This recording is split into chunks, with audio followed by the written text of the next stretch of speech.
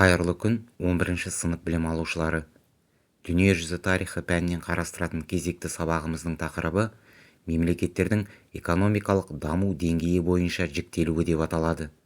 Сабақтың барысында сіздермен бірге мемлекеттердің әркелкі экономикалық даму себептерін анықтаймыз.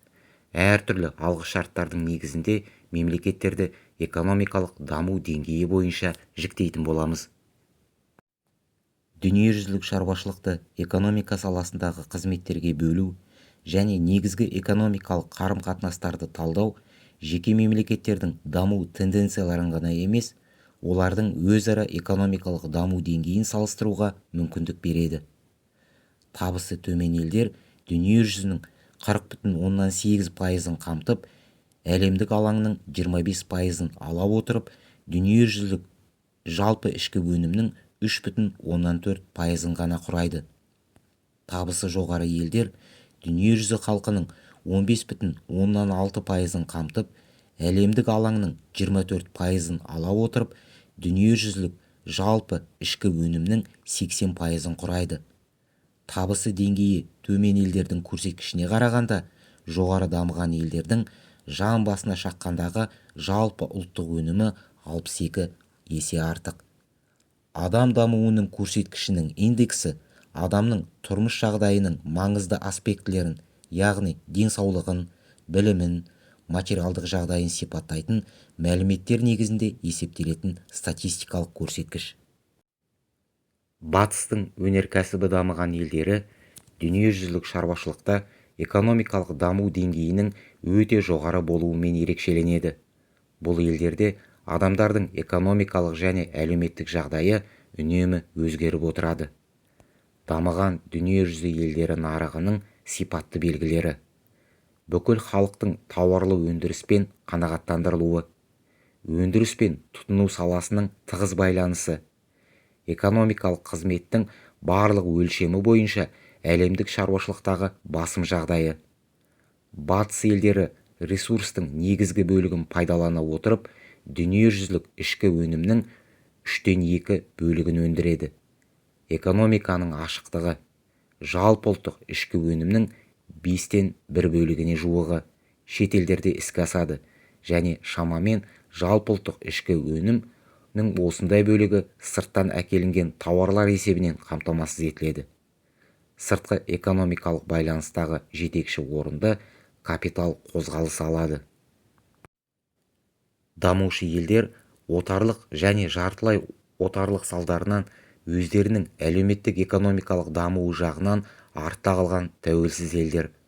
1970 жылдардың соңына қарай дамушы елдер экономикалық деңгейі, салалық және технологиялық құрылымы, халықаралық еңбек бөлінісіне қатысу бағыты, ұдайы өндіру процесінің сыртқы және ішкі жағдайлары бойынша ерекшеленетін 3 топқа бөлінді. Бірінші топқа құрылымдық өлшемдері мен жан басына шаққандағы жалпы ұлттық ішкі өнім көлемі бойынша дамыған елдердің төменгі шегіне жақындаған елдер кіреді. Бұл жаңа индустриалды елдер. Оларға таяу шығыста орналасқан мұнай экспорттаушы және басқа да энергия тасымалдаушы елдер жатады. Екінші топқа орташа табысы бар Үндістан, Пәкістан, Түркия, Египет сияқты ірі мемлекеттер, мұнай өндіруші елдер Иран, Алжир, Венесуэла, Ливия, Габон, Нигерия және Азия, Африка мен Латын Америкасындағы аграрлы шикізатты елдер кіреді. Үшінші топқа даму деңгейі төмен Африка, Кариб алабы және таяу шығыс елдері, соның ішінде халқы тығыз орналасқан Бангладеш, Конго республикасы, яғни бұрынғы Заир, Мьянма, Танзания, Судан және Эфиопия елдері жатады. Дамушы елдер экономикасына тән ерекшеліктер: шетел капиталының келуі, шетелдік қаржы салымдарының жоғары қарқыны. Бұл еңбек, ресурс пен энергияның, сондай-ақ қоршаған ортаға зиянды өндірістің дамыған елдерден дамушы елдерге көшуімен сипатталады. Сыртқы қарыз, пайыздық үстеме түріндегі ұлттық табыстың сыртқа кетуі экономикалық өсу қарқынының төмендеуі нәтижесінде құнсыздану процестерінің дамуына, халықтың басым бөлігінің өмір сүру деңгейінің төмендеуіне және саяси тұрақсыздыққа алып келеді. Бірқатар елдердегі саяси тұрақсыздық бұл ұлттық капиталдың сыртқа кетуіне әкеледі. Соның салдарынан алынған несиенің қомақты бөлігі шыққан ұлттық капиталдың орнын толтырады. Қоршаған ортаның бақыланбайтын процестері ол халыққа келтіретін экологиялық және эпидемиологиялық қауіптің көзі, саяси тұрақсыздықтың себебі болады. Халық санының күрт өсуі ғылыми-техникалық процесс нәтижесінде аштықты жеңу және тамақтануды жақсарту дамушы елдердегі демографиялық жарылысқа әкеледі. Экологиялық тұрғыдан қауіпті өндірістерді дамыған елдерден дамушы елдерге көшіру ол топырақтың, судың және ауаның ластануына әкеліп соқтырады. Даму деңгейі төмен елдерге тән ерекшеліктер.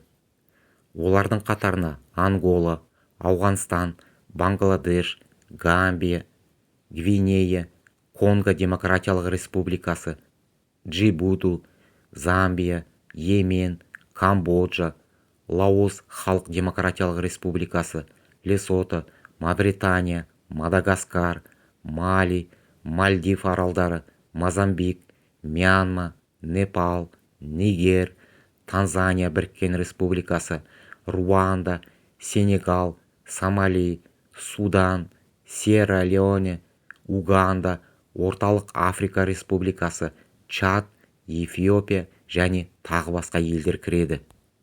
Біріккен ұлттар ұйымының мәліметтері бойынша мұндай елдер қатарына енгізу шарттарының бірі кіріс мөлшері, яғни жан басына шаққандағы жалпы ұлттық ішкі өнім 750-900 ақш доллары көлемінен аспау керек. 1990 жылдардағы соғыстар мен азаматтық тәртіпсіздіктер осы даму деңгейі төмен елдерде орын алды. Нәтижесінде онсыз да қиын жағдайда тұрған экономикалық инфрақұрылым дағдарысқа ұшырап, өмір сүрудің негізгі көзі ауыл шаруашылығы құлдырады. Жаңа индустриалды елдер. Бұрынғы отар немесе жартылай отар Азия және Латын Америкасы елдері қысқа мерзім ішінде жоғары дамыған елдер қатарына секіріс жасады. Әлеуметтік экономикалық дамуда жаңа индустриалды елдердің басты күші сыртқы нарыққа бағытталған жаңа ғылыми-техникалық жетістіктер негізінде индустрияландыруға, ел ішінде білім берудің жоғары деңгейіне, оның жалпыға қолжетімді болуына және шетел капиталын толығымен пайдалануға салынды. Дамуы бойынша жаңа индустриалды елдер 4 буынға бөлінеді. Бірінші буынды Корея, Тайвань, Сингапур, Аргентина, Бразилия, Мексика. Екінші буынды Малайзия, Таиланд, Чили. Үшінші буынды Кипр, Түркия, Индонезия. Төртінші буынды Филиппин, Вьетнам елдері құрайды. Тапсырма. Берілген кестеге мемлекеттердің маманданған экономикалық ерекшеліктерін жазыңыздар. Үйге тапсырма. Халықаралық валюталық қордың әдісі бойынша елдерді жіктеу негізінде әлемдік экономикадағы Қазақстан Республикасының рөлін анықтаңыздар.